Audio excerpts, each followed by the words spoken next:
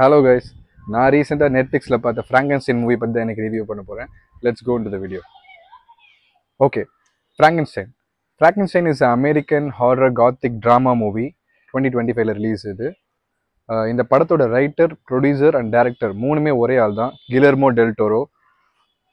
அவருடைய பார்ட் மூணுத்துலேயுமே பயங்கரமாக பண்ணியிருக்காருன்னு நான் சொல்லுவேன். இந்த படத்தோட பட்ஜெட் $120 million.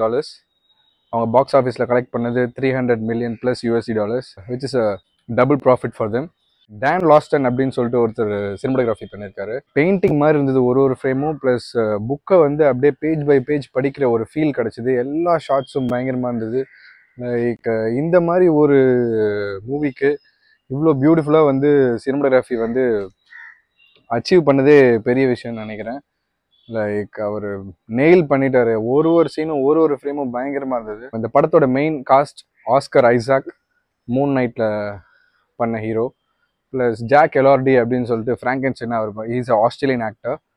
அவர் வந்து ஃப்ராங்கன்ஸ்டைனாக பண்ணியிருக்காரு. ரெண்டு பேருமே பிச்சு உதர்ந்துருந்தாங்க படத்தில். இந்த படத்தை பார்த்தீங்கன்னா 3 பார்ட்ஸாக பிரிச்சுக்கலாம். ஃபஸ்ட்டு வந்து ப்ரீலியூட். ஓப்பனிங் ஷாட்டில் 1800s அந்த டைம் லைனில் ஒரு நார்த்தில் ஒரு அண்டார்டிகா மாதிரி ஒரு ஏரியாவில் ஒரு பெரிய டேனிஷ் ஷிப் வந்து ஐஸில் ஸ்டக் ஆகிருக்கு. அதுக்கு வந்து ஒர்க்கர்ஸில் மார்னிங்லேருந்து அந்த ஷிப்பை ஐஸ் பிரேக் பண்ணி அங்கேருந்து மூவ் பண்ணுறதுக்காக ட்ரை பண்ணிகிட்ருக்காங்க. அவங்க எங்கே போகிறாங்கன்னா அவங்க நார்த் போல் நோக்கி போயிட்டுருக்காங்க. ஸோ அந்த கேப்டன் வந்து அவங்களுக்கு ஆர்டர் கொடுக்குறாரு, சீக்கிரமாக வந்து இது பண்ணி முடிங்க, நம்ம வந்து சீக்கிரமாக நார்த் போல் கிளம்பி போகணும், நம்ம ஊருக்கெலாம் திருப்பி போகல அப்படின்னு சொல்லிட்டு எல்லோரும் ஹார்ட் ஒர்க் அந்த ஐஸ் பிரேக்கிங் இதில் இருப்பாங்க. அப்படியே நைட் டைம் ஆகிடும். திடீர்னு ஒரு எக்ஸ்ப்ளோஷன் அந்த ஐஸ் ஏரியாவில், அண்டார்டிகா மாதிரி இருக்க ஐஸ் ஏரியாவில், அந்த ஷிப் இருக்க ஏரியாவில். அந்த எக்ஸ்ப்ளோஷன் என்னென்ட்டு எல்லாரும் போய் கேப்டன்கிட்ட சொல்லுவாங்க. ஷிப்பில் ஒர்க் பண்ணுறவங்களாம் அங்கே ஒரு டீம் அனுப்புவாங்க, கேப்டனும் கூட போவார். போய் செக் பண்ணும்போது ஒரு இடமே வந்து ஃபுல்லாக பிளாஸ்ட் ஆகிருக்கும். ஃபுல்லாக ஸ்னோவில் வந்து ஃபுல்லாக பிளட்டும் இருக்கும். ஸோ இது யாரோட பிளட்டு, என்ன இங்கே என்ன மனுஷன் எதுவும் இல்லைன்னு பார்த்தா தூரத்தில் வந்து ஒரு ஆள் வந்து கத்துவான், கேப்டன் இங்கே ஒருத்தர் இருக்காரு, ஃபுல்லாக ஊண்டட் ஆகிருக்காரு. அது பார்த்தா நம்ம ஆஸ்கர் ஐசக், ஹீரோ தான். ஸோ அவங்கெல்லாம் போய் அவங்க எக்ஸாமின் பண்ணுவாங்க. அந்த ஹீரோக்கு ப்ராஸ்தட்டிக் லெக் இருக்கிறத பார்ப்பாங்க. பார்த்துட்டு அவர் பயங்கரமாக ஊண்டட் ஆகிருப்பார். சரி, இவர் ஷிப்பில் வந்து நம்ம கொண்டு போயிடலாம் அப்படின்னு சொல்லிட்டு அந்த ஹீரோவை வந்து அங்கேருந்து தூக்கி ஷிப்புக்கு கொண்டு போயிட்டுருப்பாங்க. திடீர்னு பார்த்தா ஒரு மோசமான கிரியேச்சர் வந்து அவங்கள அப்படியே அங்கேருந்து துரத்தும். அந்த எக்ஸ்ப்ளோஷன் பக்கத்துலேருந்து ஓடி வரும். இவங்களை அப்படியே துரத்து இவங்க எல்லாம் ஷிப்புக்கு ஓடுவாங்க. அந்த டாக்டரை வந்து போய் சேஃபாக போய் மேலே வந்து ஷிப்பில் வச்சுருவாங்க. வச்சோன்னா அந்த கிரீச்சர் விடாமல் வந்து ஷிப்பையே வந்து அடித்து நொறுக்கி ஒரு பேரை வந்து கொலை பண்ணிடும். கொலை பண்ண உடனே எல்லோரும் ஷிப் மேலே ஏறிட்டு என்ன பண்ணுறதுன்னு தெரியாத போது அதை அப்படியே அதுக்கிட்டேருந்து எஸ்கேப் ஆகணும்னு ஷிப்லேருந்து லேடரை எடுத்து உள்ளே வச்சுருவாங்க. அப்புறம் ஐஸை பார்த்து ஷூட் பண்ணோன்னா அது தண்ணிக்குள்ளே போயிடும். இப்போ உள்ளே போய் அந்த ஆள்கிட்ட, அந்த ஆஸ்கர் ஐசக் கிட்ட அந்த கேப்டன் கேட்பார், ஷிப்போட கேப்டன், லைக் அந்த கிரீச்சர் என்னது, யார் அதை கிரியேட் பண்ணா, எதுக்கு வந்து உன்னை துரத்திட்டு வருது, அதுக்கு என்ன வேணும் அப்படின்னு சொல்லும் போது நான் தான் அந்த கிரியேச்சர் கிரியேட் பண்ணேன் அப்படின்னு சொல்லி அங்கே ரிவீல் பண்ணுறாரு.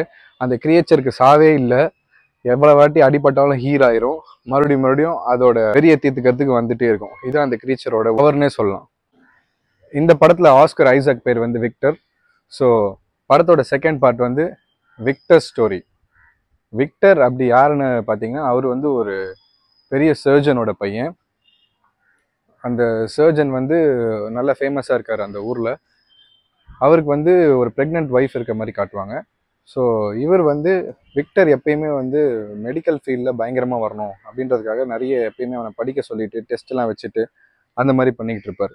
அவர் பையனையும் அவரை மாதிரியே பெரிய சர்ஜன் ஆகணும், ப்ளஸ் அவர் பையனுக்கும் அவரோட பேரையே வச்சிருப்பாரு, which is Victor Frankenstein. So அதனால எப்பயுமே அவனோட ஸ்ட்ரிக்டாகவே இருப்பார். இதை பார்த்த பையன் வந்து எப்பயுமே அவங்க அப்பானா ஒரு பயம் இருக்கும் அவனுக்கு, பட் அவங்க அம்மா கிட்ட ரொம்ப பாசமாக இருப்பான். ஸோ அடிக்கடி அவங்க அப்பா சர்ஜரிக்காக ஊருக்கு போகும்போது அவங்க அம்மா கூட டைம் ஸ்பெண்ட் பண்ணுறது அவனுக்கு ரொம்ப பிடிக்கும். இருந்தாலும் அவங்க அப்பா சொல்கிறதுனால சின்ன வயசுலேருந்து அவனும் ஃபுல்லாக அந்த மெடிக்கல் பற்றி ஃபுல்லாக படிச்சுட்டே வருவான். திடீர்னு ஒரு நாள் வந்து அவங்க அம்மா இறந்துருவாங்க. அவங்க தம்பி டெலிவரி ஆகும்போது அவங்க அம்மா இறந்துருவாங்க. இறந்த உடனே அவனுக்கு லவ் மேலே இருக்க நம்பிக்கையே போயிடும், கடவுள் மேலே இருக்க நம்பிக்கை எல்லாமே போயிடும். ப்ளஸ் இந்த மெடிக்கல் ஃபீல்டை வச்சு ஏதாவது பண்ணணும் அப்படின்ற வெறி அவனுக்கு வரும்.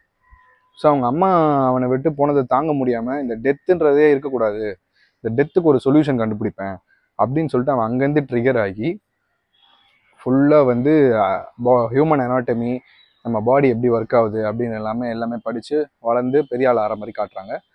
காட்டிட்டு ஒரு ஊரில் போயிட்டு அவர் இருக்கிற ஒரு ஊரில் அவர் வந்து ஒரு ஹாஃப் டெட் பாடியை வந்து பேட்டரி வச்சு எலக்ட்ரிக்கல் சிக்னல்ஸோட உயிர் வர வைக்கிற மாதிரி காட்டுறாரு.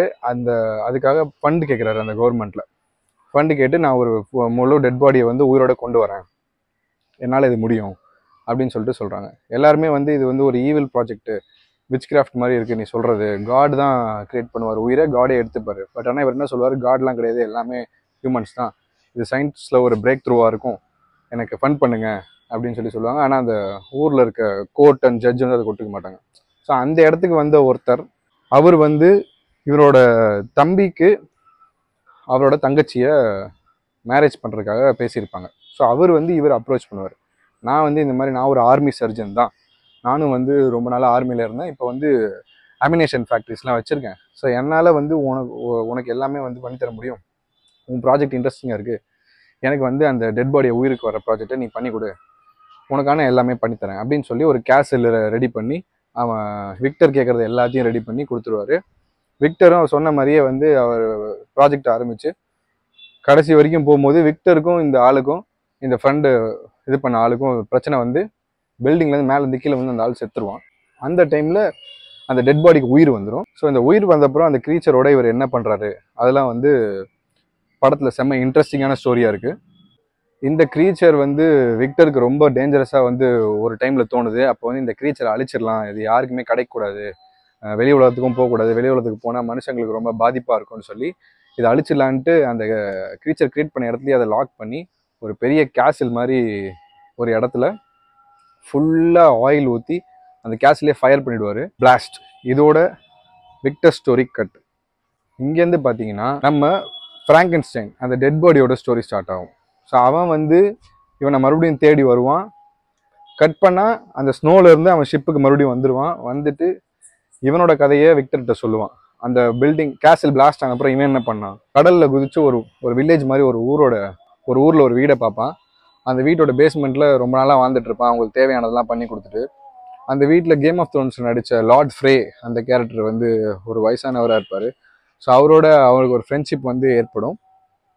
ஸோ அவங்க உள்ள ஃப்ரெண்ட்ஸாக இருக்கும்போது ஒரு உல்ஃப் அட்டாக்ல அவர் இறந்துருவார். ஸோ அவனுக்கு ஃப்ராங்கன்ஸ்டைனுக்கு இருந்த ஒரே ஃப்ரெண்டும் வந்து இறந்து போகிற மாதிரி தான் படத்தில் காமிச்சாங்க. அவனை லவ் பண்ண அந்த எலிசபெத்னு ஒரு பொண்ணு, அவளும் இறந்து போயிடுவா. ஸோ இந்த க்ரீச்சர் வந்து எப்படின்னா பிறந்த குழந்தை மாதிரி இருக்கும். ஹியூமன்ஸ் வந்து சேர்த்து அதை வந்து ரொம்ப வந்து ஈவிலான ஒரு சுச்சுவேஷனுக்கு வந்து தள்ளுவாங்க. அதை மெயினாக வந்து இந்த விக்டருக்கு தான், இந்த கிரியேட்டருக்கு தான் வந்து எல்லா பங்கும் சேரும். ஏன்னா இந்த கிரியேட்டரை தான் சும்மா இல்லாமல் இந்த க்ரீச்சரை கிரியேட் பண்ணி அதை உடனே அழிக்கணும்னு நினச்சான். ஸோ அந்த வெறிக்காக தான் வந்து அந்த ரிவெஞ்சுக்காக தான் ஃபுல்லாக வந்து அந்த டாக்டரை தேடி வந்துட்டுருக்கோம். கடைசியில் அந்த டாக்டரை வந்து பார்த்தப்பறம் டாக்டருக்கு தெரிஞ்சுட்டு அழிக்கவே முடியாது. ஸோ இதுவும் அந்த டாக்டரை பார்த்து நான் உன்னை மன்னிச்சிடுறேன் என்னை கிரியேட் பண்ணதுக்காக. ஆக மொத்தத்தில் இது வேறு லெவல் படம். எல்லோரும் ஒன் டைமாவது நெட்ஃப்ளிக்ஸில் பார்க்கணும். லைக் 1800 டைம் லைனை எவ்வளோ பியூட்டிஃபுல்லாக ஃபென்டாஸ்டிக்காக காமிச்சிருக்காங்க. ப்ளஸ் இந்த நாவலை எப்படி page by page to life கொண்டு வந்திருக்காங்கன்னா கதையே. Like it's a must watch film. I will give 5 out of 5 rating for this movie.